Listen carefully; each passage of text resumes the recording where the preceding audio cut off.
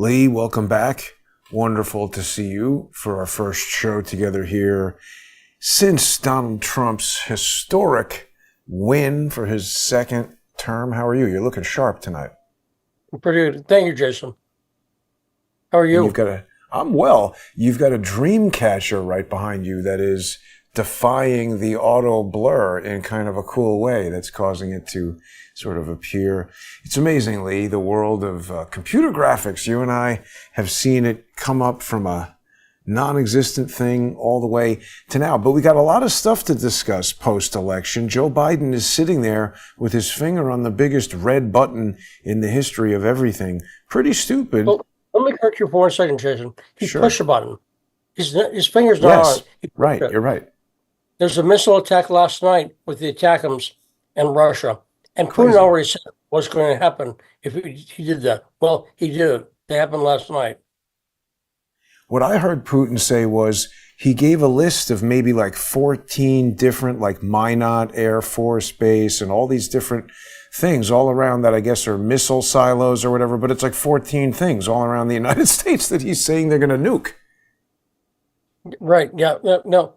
Putin had warned them, the Biden administration, back in September, what would happen if they, because the press always talks about the U.S. is going to give Ukraine permission to use the weapons. Well, these weapons, they can't aim without the U.S. giving the satellite coordinates, right? Yeah. So these ATACMS, it's like if I had a gun and I'm blind.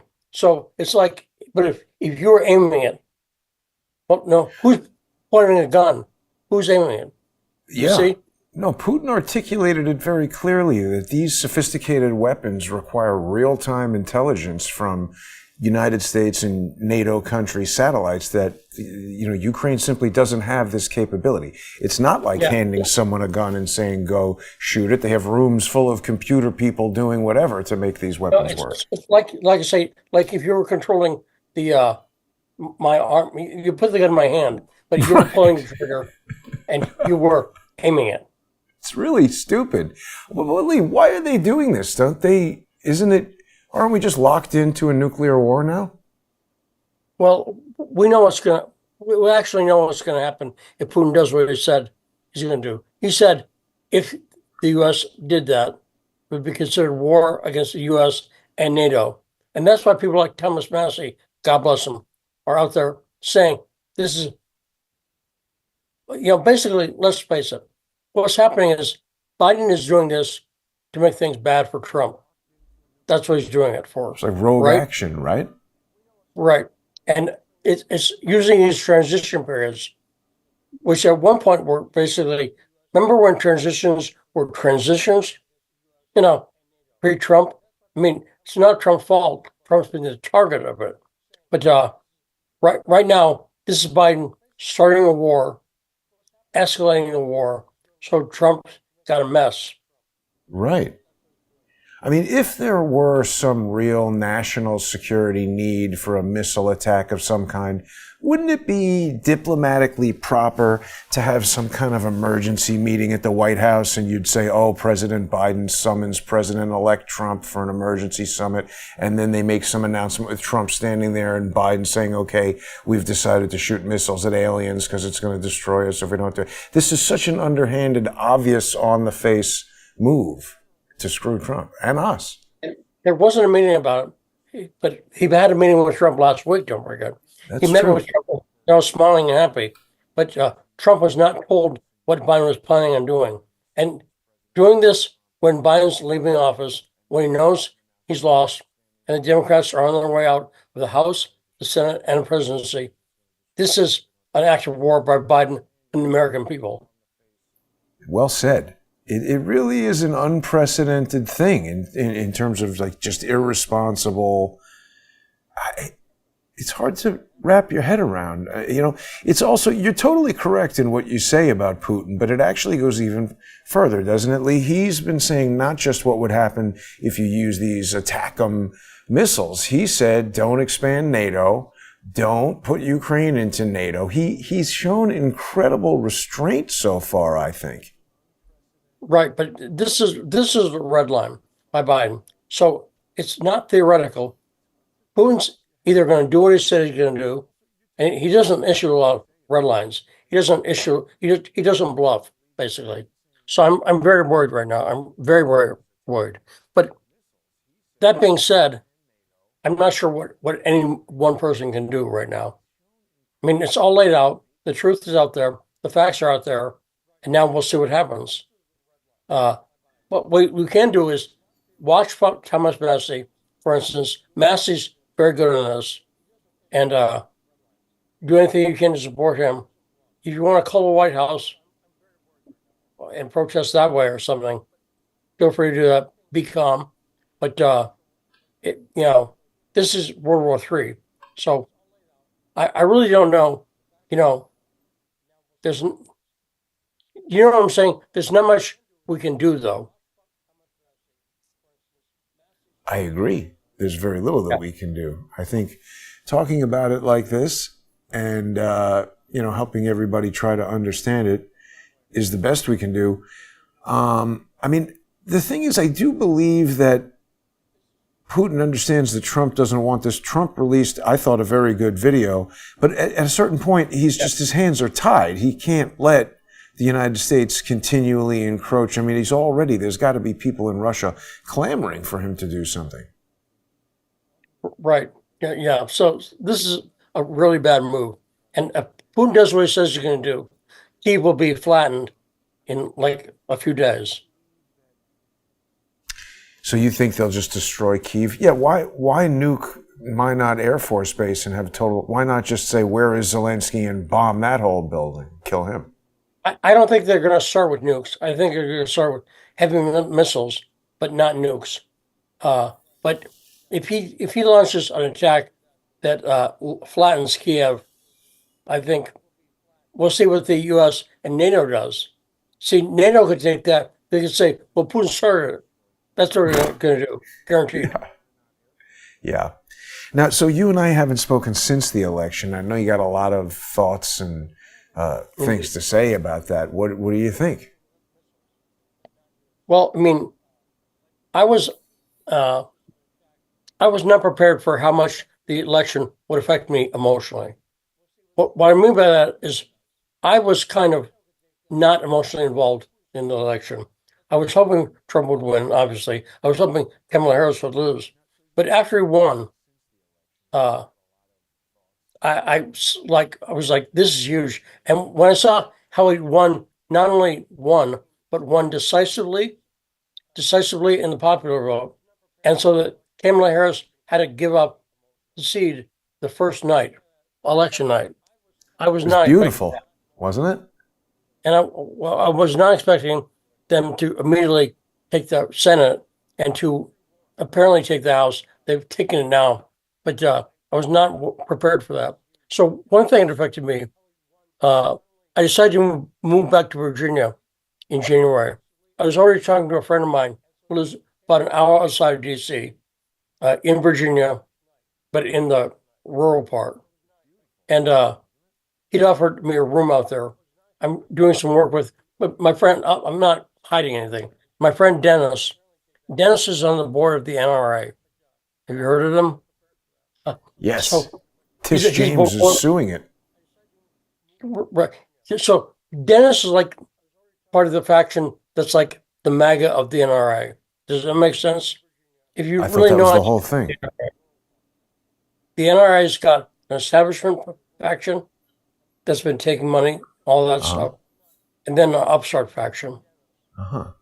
Real second, because the people who don't feel the NRA has been doing a good job protecting the First Amendment, the Second Amendment.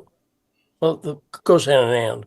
But there was a little bit of a scandal there at the NRA. Wasn't Maria Butina trying to do something with the NRA? No, leave that aside. The big scandal is that, first off, Bob Barr is the head of the NRA now. How do you feel about that? And Bob Barr, Wayne LaPierre, the lawyer, who ran the NRA, was stealing money, basically. Yeah, and the guy before him, too. Right. So there are a lot of systemic problems at the NRA. But anyway, I've known Dennis a long time and worked with him before. And so I'm going to be doing a podcast with Dennis. Focus on Nice. statement issues, but also other stuff they'll be producing. We talked about it today. So that'll be great Nice. if we're not all dead. I mean, a lot of the stuff I'm saying assumes we're not all dead. Right. Most of it, actually. Yeah. Well, you know, uh, and we laugh about it, but I'm friends with Stanley Kubrick's daughter, Vivian Kubrick. She's been Hmm. a great friend. She's really been tremendously supportive of me for years. And Vivian told me about your father made a film. Maybe you've heard of it, Doctor Strangelove. Heard of that one? Yes. Okay. So she told me what he told her about Doctor Strangelove. That was originally based on a book called Failsafe. Yeah, I've heard about that. Right. I've seen And the the book book, was not actually. funny. The No, movies right. Yeah. comedy, but the book was a deadly serious book about the dangers of nuclear war. And Hmm. Kubrick said that he had the rights to it. It was going to make it into a movie. So his thing about it, and it was so depressing and so overwhelming, that he thought the only way he could do it is as a comedy. Because again, Wow. it's, but you see the thinking, you know, Yeah, pretty genius, don't you think? yeah, I think so. And again, it also shows he's a pretty good filmmaker. Yeah, it's amazing being friends with Vivian because Kubrick's one of my favorite filmmakers since I was like 14. Hmm. Uh, and he's Full Metal Jacket and Clockwork Orange are two of my absolute favorite films. Hmm. And also, even The Shining has grown on me. I think The Oh Shining is yeah. a great film at this point. And Did you ever see the movie about the making of The Shining, all the hidden symbolism? I think it's called like Room 227 or something like that. yeah, but that film's bullshit. Oh, It's it not is? true. Yes, it's bullshit. Because what the film to watch, you can go on YouTube and find it.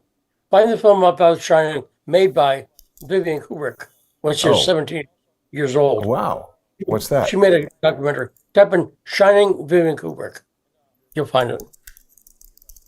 It's amazing. She made a behind the scenes documentary of the making of The Shining. There it is. Yeah.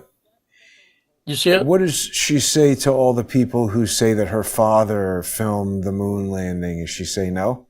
She said no, Yeah. absolutely not. Look, it's from VHS, Lee. And again, I gotta say, Vivian's the kind of person who would, if he'd done that, he would say, Right. yeah. She basically said, I believe this because I understand, and you do too, the industry and film. Uh, Very few filmmakers are really working on those kind of multiple levels that people think they are. They're more concerned with where the next film's going to be, the next job, Right. But just how to you get know. this one done. A lot of it is very seat of the pants. And I mean, Vivian made that when she was 17, and it really is a great film. You get some insight into Nicholson work on a film, and it's a great film. Watch the documentary sometime. Hmm. So, She's a, Lee, I'll put it like this: she's a big Alex Jones fan. She's a oh huge yeah, Alex fan. So she's not the kind of person. She's not like, oh, there's no way. Well, she would, explore if that. if it was true, she would say. But Yeah. the stuff found fascinating. I got to talk to her about how Kubrick would get lenses. You've heard about From that, right? NASA for Barry Lyndon. No, but also she's got some stories about that one too. But also on what he would do is he would call the manufacturer. Let's say he was gonna shoot a film and he needed a 50 millimeter lens, okay? Uh-huh. He would get like a couple dozen lenses from the manufacturer and test them all. Because Uh-huh. every lens, film lenses, are Yeah. slightly different. Does Yep. it make sense? Yeah. There's a problem in So, 3D. so he'd get the lenses and find just the right one. Hmm. Fascinating. Also, Yep. by the way, another interesting thing. The idea of writing an original script overwhelmed him. If you look at his films, I think they're always based on books. The Full Hmm. Metal Jacket is based on a book called The Short Timers. And Clockwork Orange is based on the novel Clockwork Orange by Anthony Burgess. And he said it's too hard. Start with the book and adapt it. It's interesting. Didn't Stephen King hate his version of The Shining for some reason? Well, I think he hated it because, people, it's so politically charged to talk about King. But King is a great writer, let's face it. He's a really good writer. And at the time he was writing The Shining, he was an alcoholic. The Shining that he wrote is about alcoholism. Uh-huh. The character... Because he keeps going to the bar and talking to that invisible guy. Right. And so Kubrick did his interpretation of the book. And but I think King's grown to appreciate it. He's cranky as hell on Twitter. He's one of these people who has self-exiled from X. Who cares? He'll be back, I think. Right. Yeah. That's like, I'm going, I'm leaving, I'm never going to talk to you again. Okay. It's just like, this is like 14-year-old behavior. Yeah, that's been very interesting because, of course, most people you and I know were happy Trump won, right? Definitely. I personally know anyone, are you friends with anyone? Because I'm not. I'm just saying it works out that way. None of my friends were thinking my uncle created a big fight already in the car with my father. Like he said, I can't believe you're happy that Troy. It's like, well, listen. Yeah, that's sad. There's some obvious advantages to being disenfranchised from your family. Yeah. You got to look at the bright side of everything, Lee. I do appreciate that. I don't know if you saw this. It just happened a few hours ago, but definitely the buddy film that is, Elon Musk and Donald Trump go to Washington is already on the third sequel. Trump was over at SpaceX, space station, whatever they call it, when they're launching the rocket. Did you see that? No, but look, we'll see. I have no reason to think that the relationship is really hurt. Because again, you have two very rich, very powerful guys. I think it's great. These guys are like best friends now. What do you mean hurt? I didn't say it was hurt. Okay, I'm sorry. I misheard you. No. They're like best friends now. Some media is saying the honeymoon's over. No way. This was just an hour ago. Trump was over at space. What is it called? Starbase. He was over there. And Elon Musk was running over. I mean, it's like practically like it's his like fifth son or whatever here. Yeah, I think it's great. And so the emotional effect. Once basically what happened is I went to bed at like 9 that night. I went to sleep because I figure, okay, I'll wake up and see what's going on. I was disconnected emotionally. When I got up, it had been announced Trump had won. She'd conceded. It was announced they'd won the Senate, too. And as it kept going through the night, and it was an overwhelming victory. He won every swing state, for instance. I said to myself, boy, this changes a lot of things. This changes my life and my work. Does that make sense? Absolutely. Yeah. We'd be going to jail otherwise.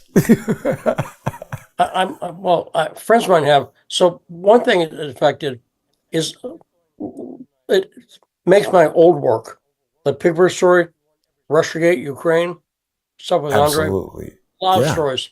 We got to get back with Andre. If Kamala won, what chance is there that Pigford story would get any traction? 0. Right.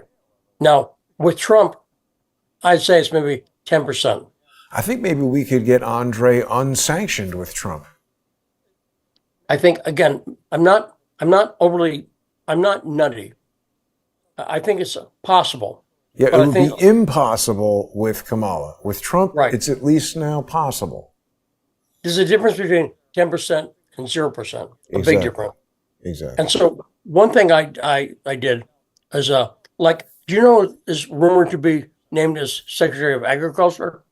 Which is the for Bigford, of course. Who? Thomas Massey. Oh, wow. That would make sense. He's a farm guy and a And Thomas scientist. Massey follows me on Twitter. I've never talked to him, but I'm a big fan. Huh. He follows thousands of people. Okay, no big deal. But still, again, there's something, right? Yeah. And I know people who know Thomas Massey. I'm one step away from You could that. go right to I know Congress people and who walk don't. up and talk to him. I've done it 2 or 3 times. Right, right. Well, that's why I'm planning to move back to Virginia, because I can do that. In Right. South Dakota, I can't do that. No, no, no. Makes sense. Yeah, you get So, on the train, head over there, have a hearing. well, with Andre, I talked to Andre.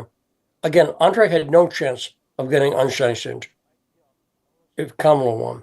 With Right. Trump winning, there's a chance. And so a lot of these stories are things I was going, well, forget it. That story's dead. You see what I'm saying?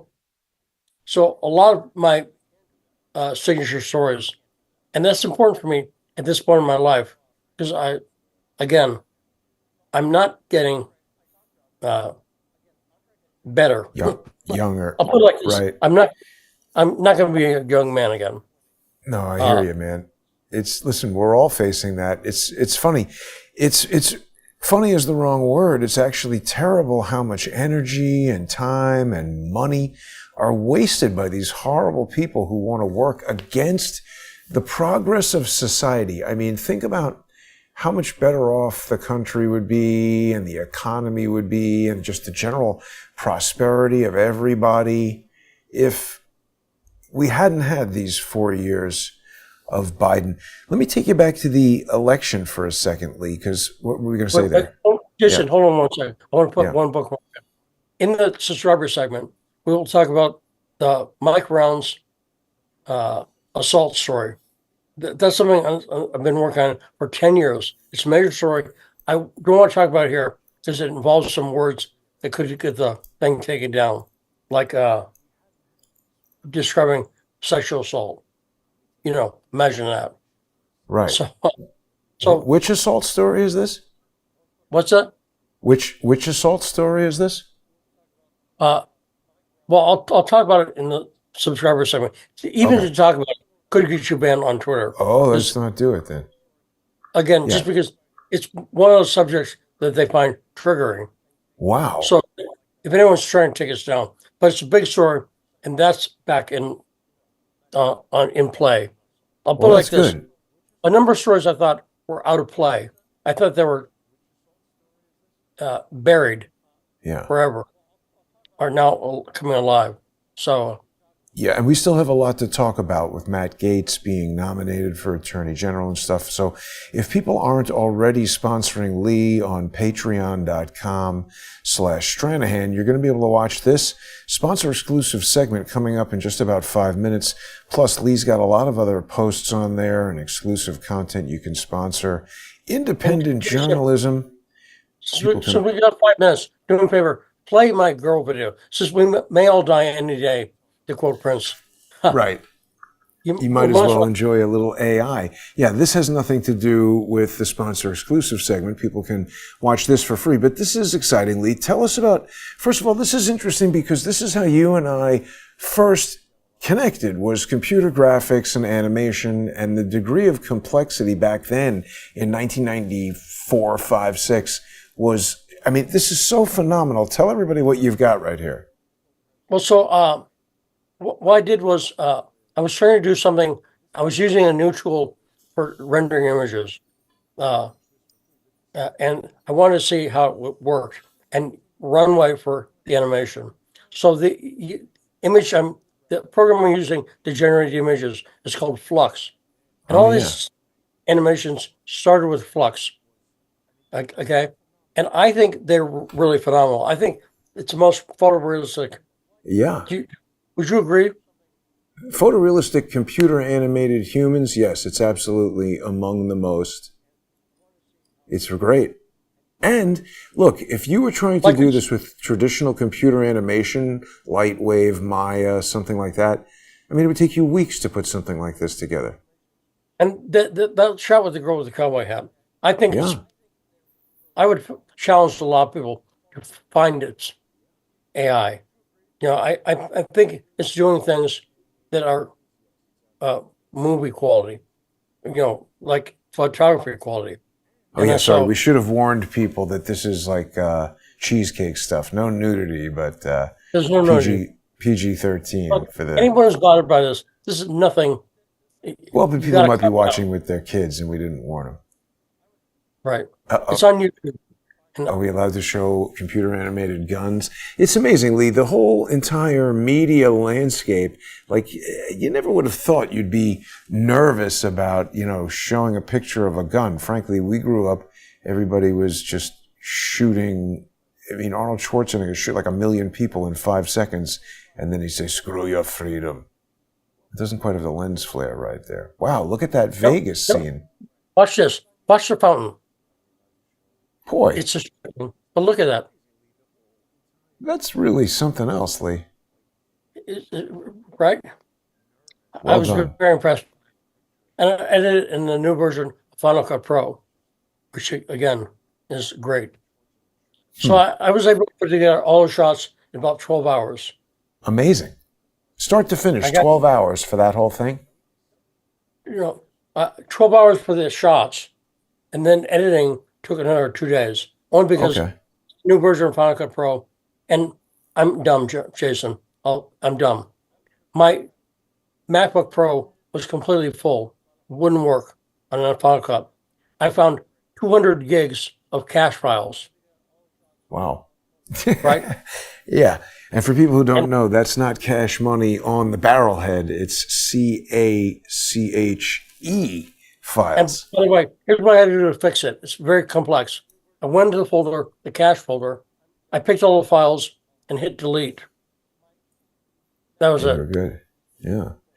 Well, Lee, we got more stuff to talk about, so stay with us, everybody. You're going to be able to join us for the sponsor-exclusive segment here on patreon.com/Stranahan, also on odyssey.com/@crowdsourcethetruth, crowdsourcethetruth.substack.com, and subscribestar.com, and patreon.com/crowdsourcethetruth. I want to hear what you think about Matt Gaetz and some of the other appointments. We still have a lot to talk about, so stay with us, everybody.